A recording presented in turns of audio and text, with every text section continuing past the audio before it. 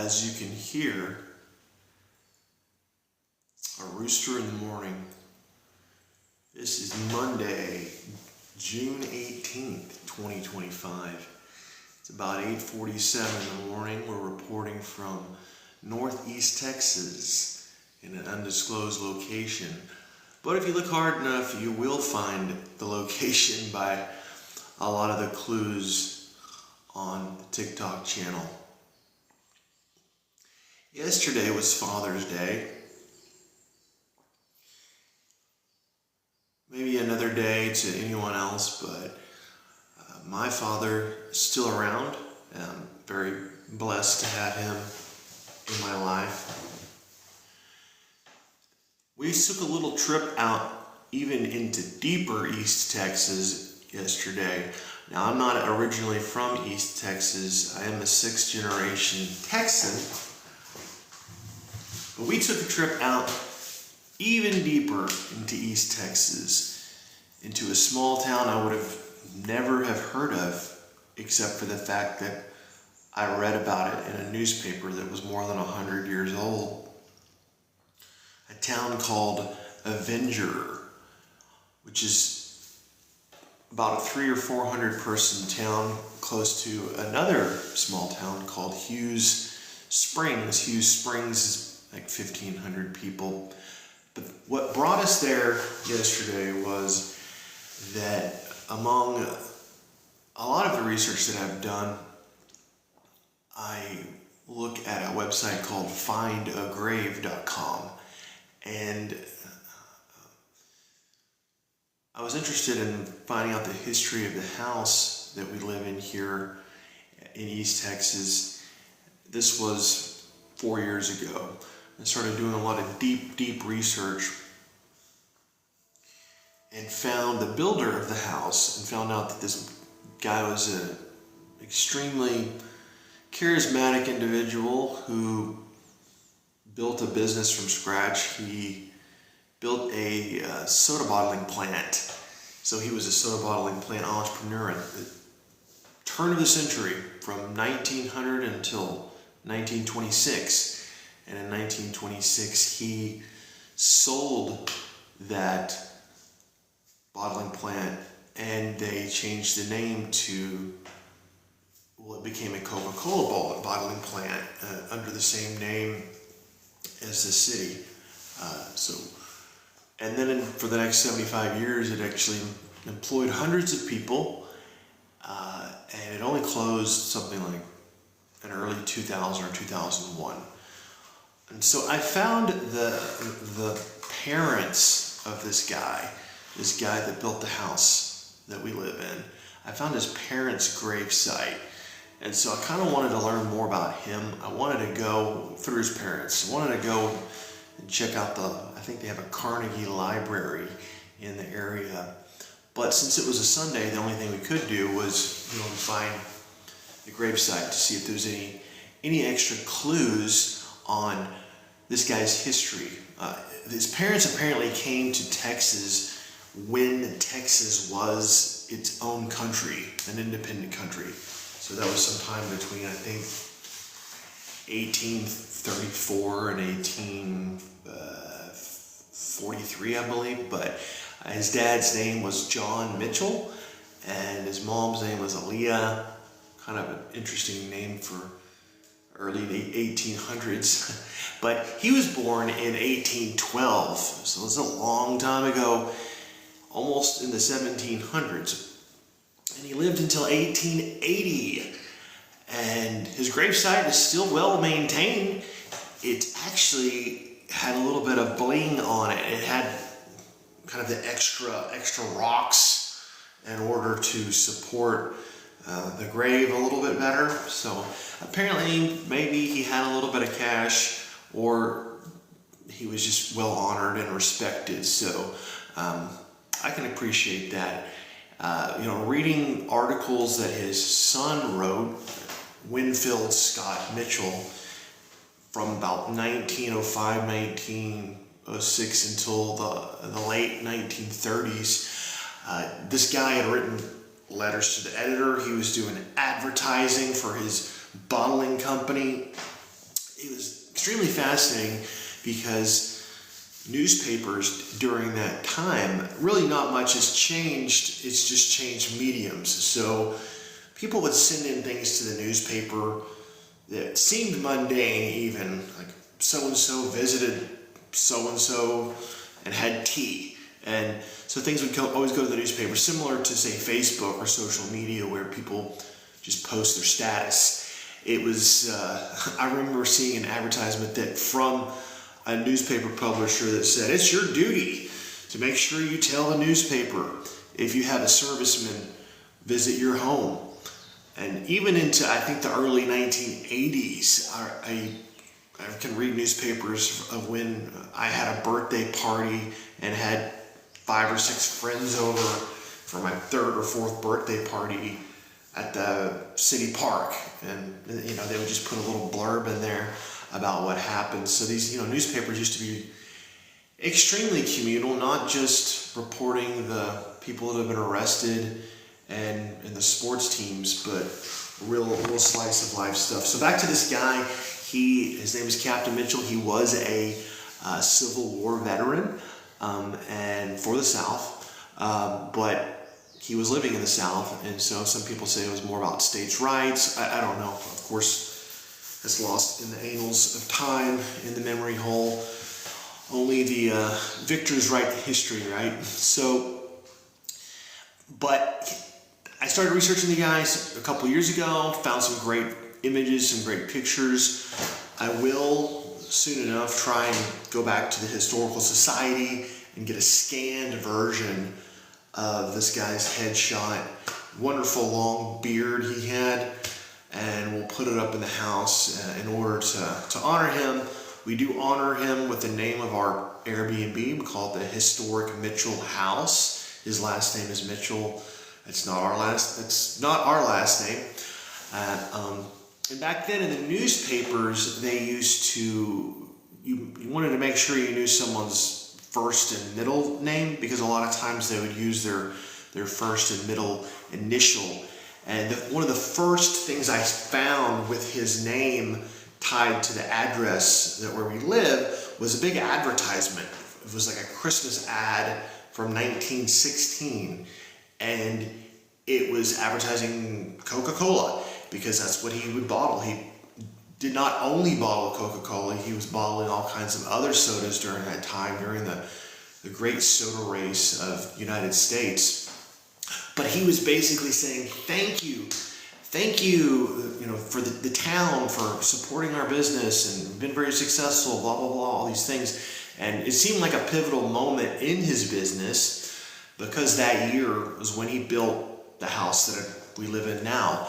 And before that, the land where the house sits now was where he was bottling soda, although he moved his operation to the downtown area. He did still continue to bottle soda in a building that's right here on the property. It's still here. It's still here out on the property. There's a gray building back here, which is basically our garage, but it's not going to fit a normal sized car. It's going to only fit something like a Model T or Model A car, because it really wasn't even a garage before, and they just outfitted it to be a garage. But essentially it was his soda laboratory, where he would continue to experiment with different flavors. And even into his 80s, he would write the newspaper and say, yeah, he was a teetotaler, so he said his main soda of choice was lemon soda. He would infuse lemon into carbonated water, and it was lemon soda. And coincidentally, that's my last name, Lemons. My wife and I. So, very interesting character, dynamic person, and I want to give him respect and honor for building a business from scratch. Back when it took a lot more to build a business, when you didn't have all the tech, you really had to invest in equipment and do the advertising, even in the local newspaper. Find out any possible way you could. PR, any kind of gimmicks. So my hometown is actually about 2.5 hours east of here, and that's a town called Nocona, Texas. And there was a lady that built a business from scratch there called Nocona Boots. And I have a book about her biography and everything. It's called The Woman Makes Boots. And so I found her very fascinating at being from Nocona. And then this man, Captain W.S. Mitchell, I found extremely fascinating, mainly because I wanted to create a story for the house that we live in, which we also rent out as an Airbnb. So if you check out historicmitchellhouse.com, I've got some history there, but I've actually got more history on our Instagram, which is just instagram.com/historicmitchellhouse. I've every newspaper clipping that I can possibly find with his name and with talking about his business before it was bought. So it was bought in 1926. So I was looking at papers from 1905. I think 1906 might have been the first mention of Captain Mitchell, and it was saying that he was a VP of the Texas Bottlers Association, and that he went down to Waco, Texas. I was like, okay, so he went to Waco, and then I saw another one that said he went to Dallas, and then he went to Atlanta. I was like, wow, this guy gets around. And then I was like, looked it up and found that cars weren't even invented, or let's just say they weren't mainstream cars, because I found another article talking about the first car that came to this town, this city, and that was about 1906 as well. So he didn't have a car. He had, of course, like a horse-drawn carriage. Or the other thing people don't really realize is people were quite mobile during that time. They could just jump on a train. Trains were, shipping people all over the United States from the 1850s all the way. They still do, but many towns have lost their the people aspect of it. It's more just shipping products and goods and that kind of thing, or coal. But about 40 minutes away from here, if you go down to the little town of Mineola, Texas, their train for transporting people is still working. It's a part of the Amtrak. You can go all the way to Florida. You can go to Oklahoma City. You can go to Los Angeles, wherever you want to go. And from little Mineola, Texas. But so yeah, we're just talking a little bit about Father's Day and saying, hey, just honor those fathers from the past. My father and I were able to go out to kind of deeper East Texas and find the grave of the father of the builder of this house that I'm sitting in right now. That is an Airbnb, and that we've made money from it. And so it's just amazing how those figures in history create things of value that stand the test of time.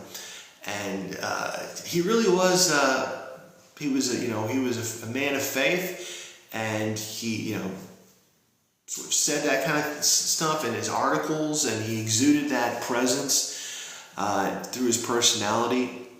So I look at him as sort of like a virtual mentor from the past, one that wasn't shown to me or pushed into my face or anything. I just looked for it and found it. I found this guy, and just the deeper I dug, the more I found what an interesting man this is, which is why I love business people that start businesses from scratch.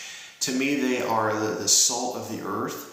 There's just a big difference between someone who may start a business from scratch and then someone who just kind of works their way up the corporate ladder. The mindset is completely different, and I've been both, and I still have a corporate job, but I do always seek for creating things from scratch. It's just a creative drive that I have, and I grew up in a business. My dad was a photographer for 27 years, so I grew up in a small business, helping him out, working, going to weddings on the weekends, helping with him with his marketing. Even we would write these letters, and it's like senior pictures surrounded by the letter. Back when Photoshop, I mean, maybe it came out in the late 80s, but it was like the late 90s, mid 90s, and you'd have all the cool kids, the seniors, and then you would send a letter out to all these, you get a list, and then they say, oh, okay, cool, so such and such got their photo at this photography studio, and so that's how he got a lot of seniors. And then, well, the work kind of spoke for itself in a way, so people would see the wedding pictures and say, hey, who did your wedding pictures? So it's kind of a word of mouth thing. But media is really different these days. They didn't have the luxury of reaching millions of people through social media like we do today. But word did travel fast when you had a good product or a good service. So that's all I wanted to say and talk about today. It was just that Father's Day was amazing. Got to spend some time with my dad. Got to learn a little history. Got to go deeper into East Texas. If you want to watch the little slideshow that I created, it's right there on my TikTok right now. I've got some pictures from a town called Avenger and a town called Hughes Springs. It's wonderful, piney curtain as they call it. But I'm not originally from East Texas. I'm from more of a North Texas area, but I'm having a lot of fun exploring it. So that is this morning's East Texas Coffee Talk. Have a wonderful day.